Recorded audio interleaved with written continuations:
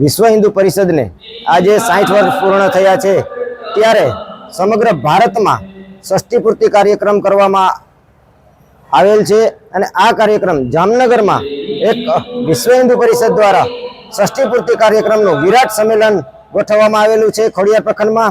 ત્યારે જામનગરના આ સંમેલનમાં જામનગર વિવિધ ક્ષેત્રના લોકો તેમજ અલગ અલગ સમાજના વિવિધ સમાજના હિન્દુ સમાજના લોકો ઉપસ્થિત રહ્યા હતા અને વિશ્વ હિન્દુ પરિષદનો મુખ્ય હેતુ એવો હોય છે કે સમાજમાં સમરસતા, પછી રાષ્ટ્ર હિન્દુ સમાજને, હિન્દુ ધર્મને, હિન્દુ રાષ્ટ્રને અને એક થઈને રહે તેવો એનો હેતુ હોય છે। વિશ્વ હિન્દુ દ્વારા ઘણા બધા એવા હિન્દુ સમાજના કાર્યો કરવામાં આવે, જેવા કે રામ જન્મભૂમિ, પછી હાલમાં જે રામ મંદિર બન્યું તે બધું વિશ્વ હિન્દુ પરિષદે આ ક્ષેત્રમાં કાર્ય કર્યું છે।